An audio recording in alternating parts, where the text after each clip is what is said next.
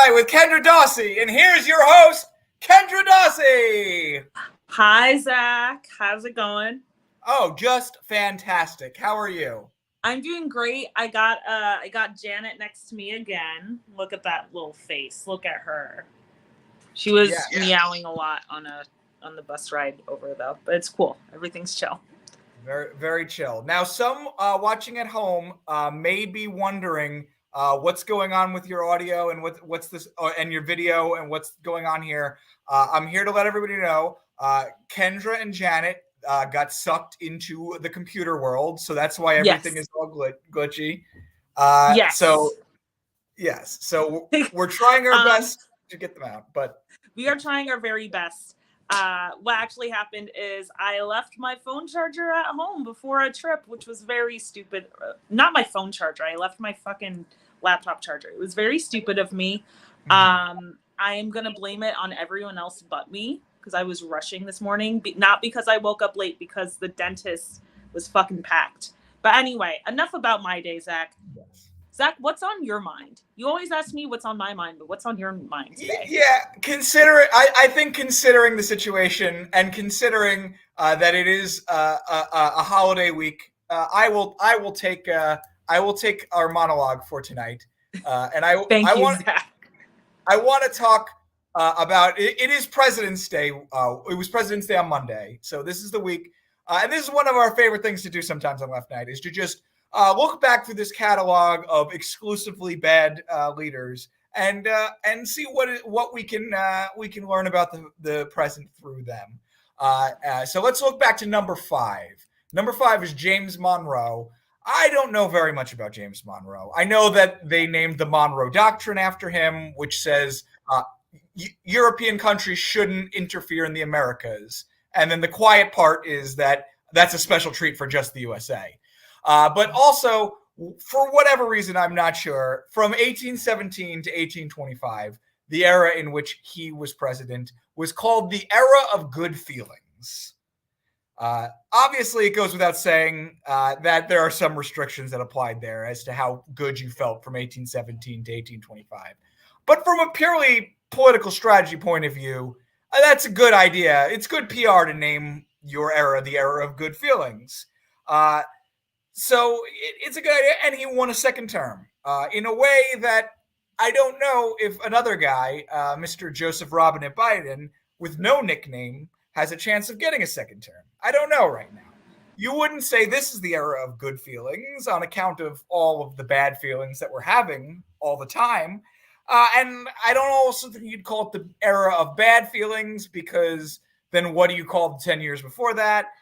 And you're not like, oh, he's the president under the fascist creep, because there's been creeping fascism for going all the way back. And he's not what you'd call the president under the pandemic, because the president under the pandemic will refer to all presidents going forward. So it's not very specific. To me, I think that I have the right idea of what type of presidency Joe Biden's presidency is. Joe Biden is the cringe president. Okay? It's cringe is everywhere. Everything is called cringe. Everything is cringe. We are doing, everybody's trying to avoid being cringe. And that's really where we are right now. We're not feeling worse than we were really before, but we're also not feeling better. We're just cringing more. The president's press secretary this weekend admitted that she was inspired to go back to the White House after watching The West Wing. Okay? That's cringe. They've been given money and press time to Havana syndrome, which is a fake disease, while being ravaged by a real disease that we are not doing anything about. In a previous time, I might have actually been angry about this, but now I'm just cringing. There's Canadian truck company owners who are trying to out America. And at another time, I would have probably been like, oh, I'm worried about them. And I am worried about like what these signal to the future. But also, more than anything right now, I'm just sort of cringing about watching them and watching their antics. I mean, the finger is on the button right now to start a major war. And unlike my parents, when the finger was on the button for the boomer generation, they hid under a desk. we're not hiding under a desk. We know that the desk doesn't do anything. The desk will not help anybody. All we can do is just cringe a bit. And this is bad for Biden because, first of all, he's kind of stuck with it. It kind of is who he is. His whole sort of cult of personality and the meme of Joe Biden is the cousin of cringe, Chugi, because they were both very much formulated by millennial standards, The Onion and Parks and Recreation, which, I think it's cringe to be Chugi. I don't know. I'm old. But the thing that I do know about cringe is that cringe is based on the idea that you're just going to feel this way for a second, and once it's over, you don't have to feel that cringe anymore. That's sort of what President Biden's whole thing has been, is just being, let's cringe through this moment together, and it'll be better on the other side. But they have not offered why it's going to be better on the other side.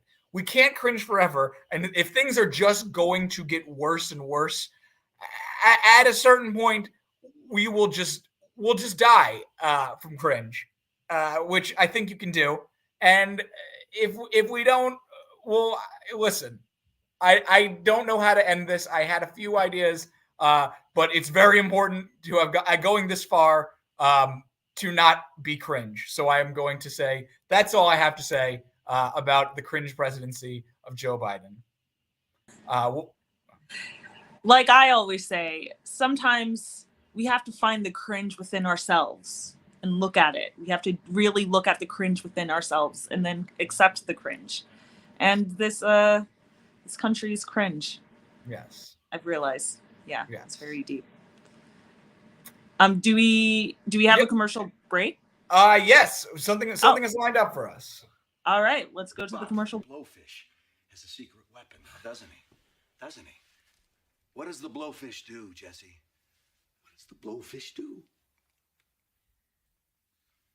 I don't even know. The blowfish puffs up, okay? The blowfish. I didn't even hear that. Wait, I have my phone.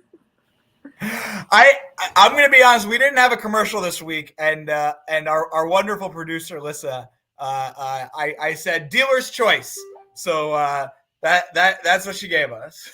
Thank you, Lissa. I really appreciate that. That's great.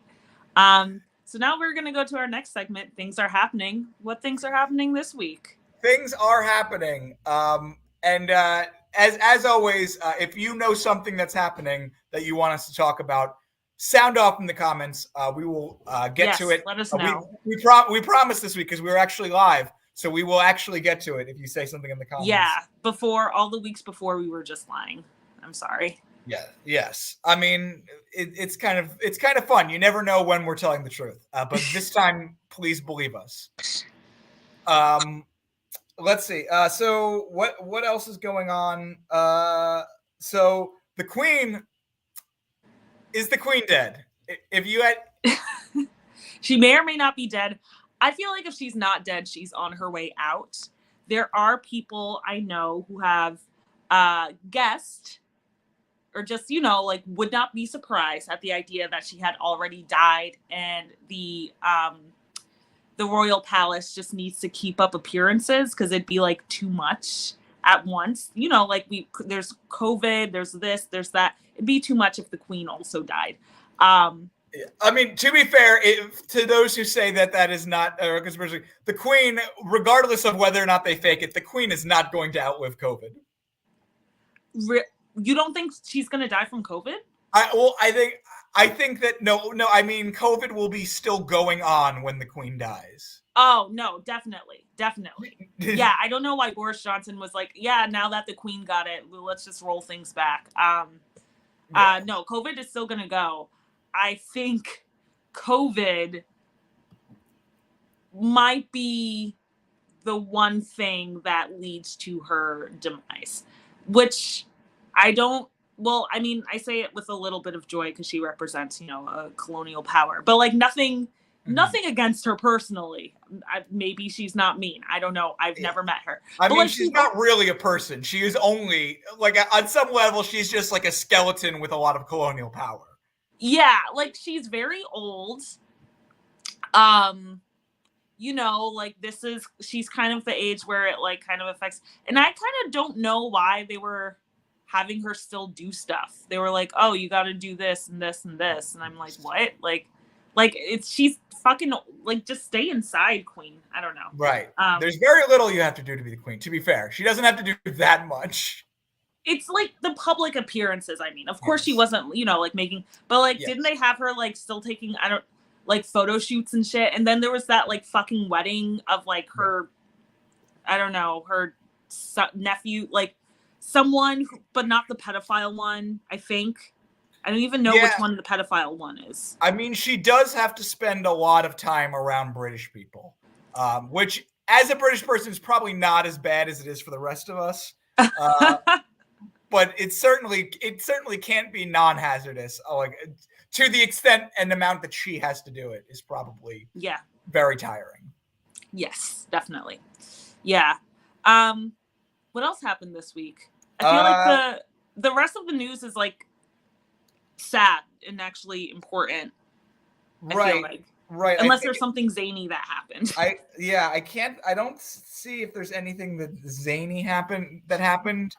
A bunch of people lost their NFTs. That was pretty funny. Oh, that is kind of funny. Okay. Yeah. NFTs going down. Yes. And then like there may be a war. It seems likely right now that there's gonna be some sort of invasion in Europe. Obviously harshing my vibes. People just need to like eat weed and calm down after the coronavirus. Like, we need like a season of love. We don't need all of this like fighting over natural resources shit. Right. You know what I mean? Right. Eastern Europe is kind of like an airport in that regard. Is that once COVID stuff, everyone went crazy there after COVID, after they started being able to travel around again. I mean, it seems like there is a lot going on. It's yes, and it's certainly a complicated issue. And I mean, we are both in America, and I assume that the majority of the people who are watching this are in America. There's a possible chance that I'm not looking at the numbers right now. There's a possible chance that there's like 2 people watching and they're both Russian bots, but chances are most of our fans watching right now are American. So for us, all we can say is, don't get our stupid fucking lumbering country involved, because we don't ever make anything better. Like, regardless of the Eastern European relations, we shouldn't be involved, right? Yeah, no matter what. Right. My cat litter is here, but I am still listening. Okay. That's we shouldn't be involved. And if you want any sort of further example of how we're always our involvement in things is very bad, we did sign up to, or the U.S. Just placed more sanctions on Yemen today, which that's fucked up. Which I think is like pretty telling, that even when they're trying to pretend like they're like we're going to be the reasonable ones and we're going to reasonably use sanctions, but only if we have to in these situations. We're also just sanctioning other countries for the help. We can't even wait to sanction Yemen next week, so that we're not piling all this stuff on top of itself. We must continue to inflict suffering upon everybody. We got to get our fingers in all those pies. Sorry, I'm multitasking hardcore. Everyone, you're gonna see the real life of me, Kendra Dossie, getting a ton of cat litter from DoorDash. Okay. This is not current events. My apologies. Yes. Now we're going live to our reporter on the scene, Kendra. Yep. So I'm standing outside. I do not see. Oh, is that the person? Wait, I don't even know what this person's. I mean, you're right. This is happening this week. Zach, you should wait. Don't put this on me. No, Zach, this is the show now. This is the show. This is the least interesting thing I'm doing. Hold on. I need to check to see where they even are. All right, you want me to vamp? I guess I can talk about.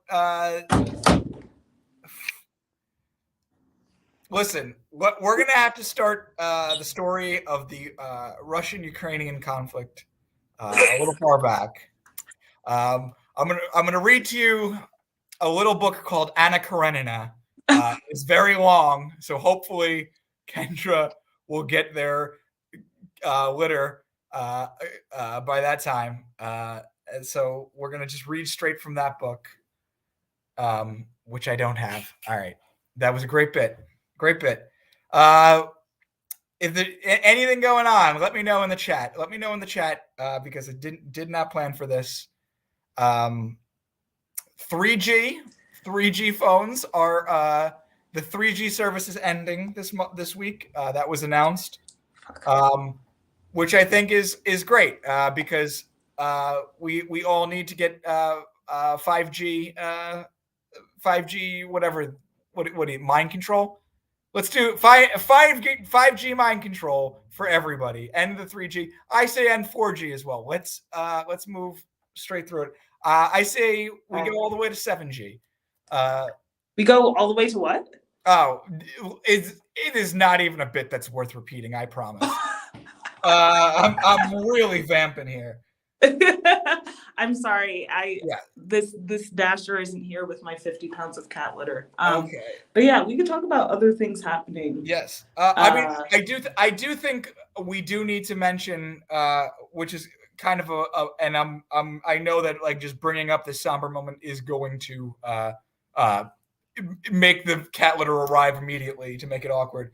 But Texas is doing some real fucked up shit. Yeah, Texas is specifically Greg Abbott, but like, I mean, of course, there's a lot of people in the legislative branch of Texas supporting it. It is now people could basically like get fired if they do not out a trans child to like, what is it? The state? Is it the state? It's like something very crazy. Protective services. Yeah, no, which is fucked up. Obviously. Yes. And this would apply to all mandatory reporters. So that means doctors, teachers, social workers. Yes, definitely. Oh my God, this is the worst time. Well, you know what? Trans people do like cats. What do I say? Maybe it's like very pertinent, but it's definitely it's definitely bad. I'm hoping it does get struck down, but in the meantime, as always, supporting trans people directly is really good. I mean, there's people who are like, oh, where could I move so that if my child is trans, they like won't, be affected.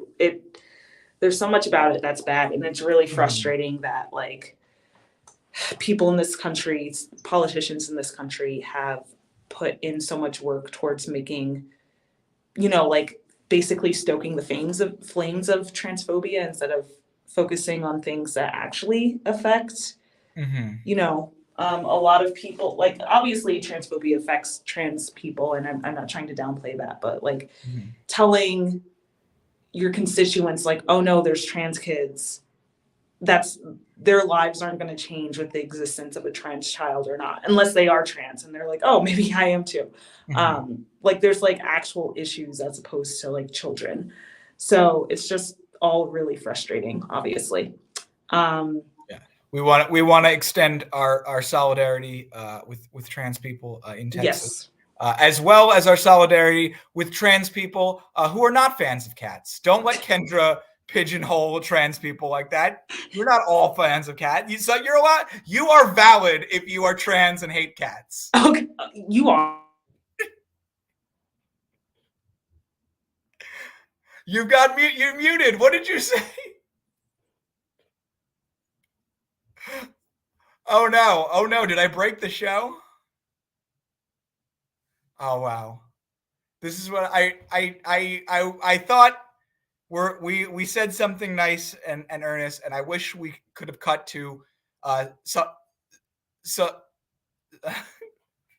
I should have said trans people like cats.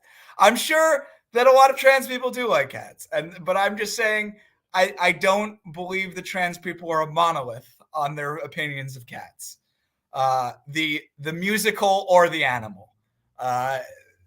I really thought we had, we said something sincere, and I would like to have been able to reference somewhere for people to donate money or a cause related to this.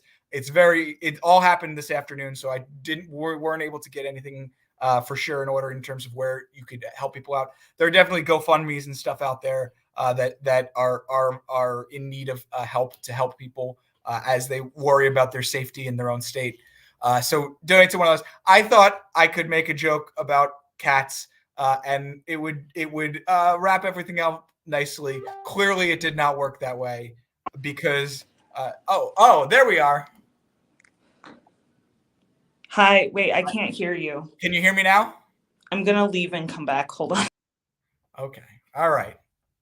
This is all my fault. I should have been a better ally. I should have shut up and listened more. And now I can't hear what Kendra says at all. So now I look like the real fool that I'm silencing Kendra, and that's not cool. I should have. All right, but if we're being honest here, Kendra also should have remembered. Hi. Hello. I'm being very, very strong right now. Okay.